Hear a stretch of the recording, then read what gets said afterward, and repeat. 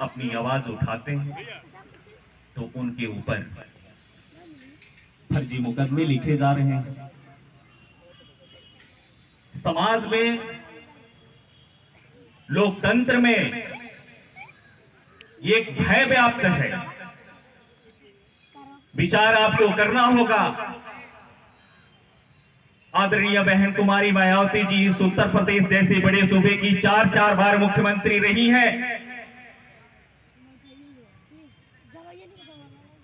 अन्य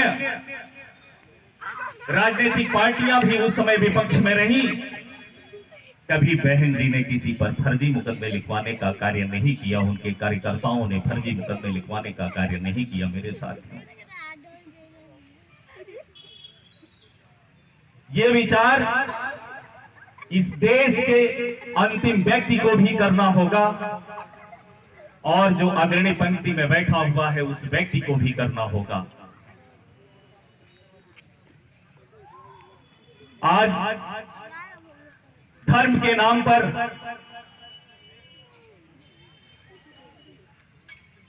आपको हमको बांटा जा रहा है। ये धमकियां दी जा रही हैं, बंटोगे तो। क्या ये लोकतांत्रिक मूल्यों में कहीं से भी उचित है कि इस तरह का, इस उत्तर प्रदेश जैसे सूबे का मुखिया, जिस जनता ने उसको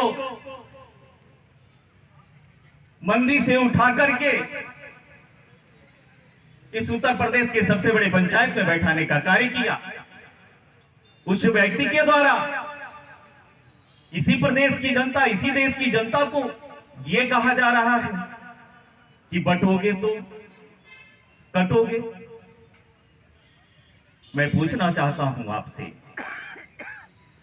क्या कभी बहन जी की 4 बार सरकार रही, आदरणीय बहन कुमारी मायावती या उनके कार्यकर्ता, उनके नेता कभी इस तरह का स्टेटमेंट दिए?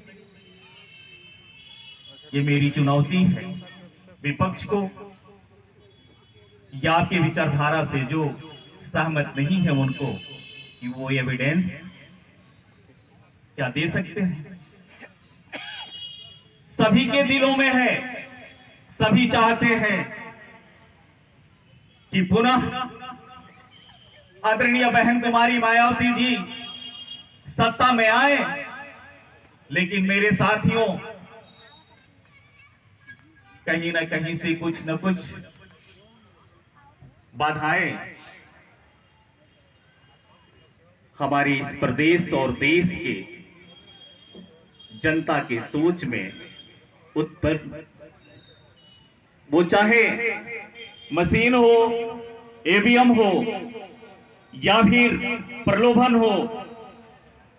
मेरे साथियों, यदि आपको सुशासन और विकास और गंगा जमुनी की तहजीब को भारत और उत्तर प्रदेश में स्थापित करना है, तो आप मजबूरी ही नहीं, ये जरूरी है कि आदरणीय बहन कुमारी मायावती जी को 2027 में आप संकल्प लेकर के जाएं।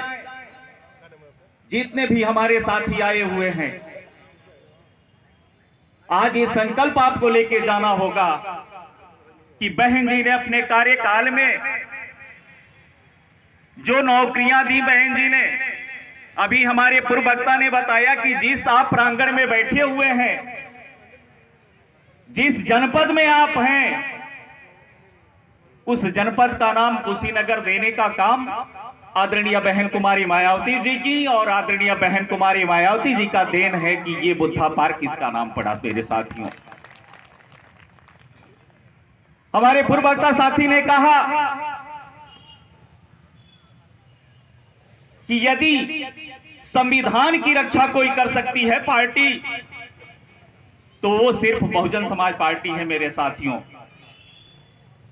मेरे पूर्व वक्ता साथी ने कहा कि यदि भारत में धर्म का विकास हुआ, उसके पहले प्रादुर्भाव हो रहा था धर्म का, तो मात्र एक बाबा साहब हैं। बाबा साहब की वजह से भारत में धम्म का पुनर्स्थापना हुआ मेरे साथियों। बाबा साहब के न रहने के बाद से मान्यवर कांसीराम साहब के न रहने के बाद से यदि धम्म की रक्षा कर रही हैं तो आदरणीय बहन कुमारी मायावती जी कर रही हैं मेरे साथियों। इस देश के जो शासक हैं जब दूसरे देशों में जाते हैं तो शुरुआत बुद्ध से करते हैं मेरे साथियों।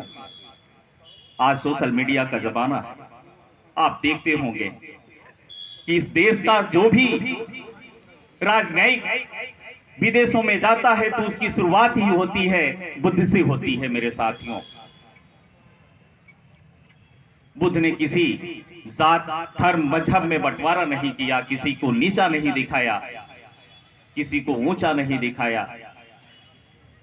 तो मेरे साथियों, मैं अपनी बातों को संक्षिप्त करते हुए मंचासीन तमाम हमारे विद्वजन नेतागण बैठे हुए हैं, अपना पूरा समय उनको देते हुए आपसे एक अपील करना चाहता हूं कि संकल्प लेके जाइए और बहन जी ने जिन जिन कार्यों को किया, बहन जी के उन किए हुए कार्यों और सुशासन को आपको लोगों को बताना होगा। आज का युवा भ्रमित हो चुका है। नए नए संगठन भारत में बन रहे हैं, उत्तर प्रदेश में बन रहे हैं, नई नई पार्टियां बन रही हैं। जो अंग्रेजों का कंसेप्ट था फूट डालो राज करो, और वर्तमान में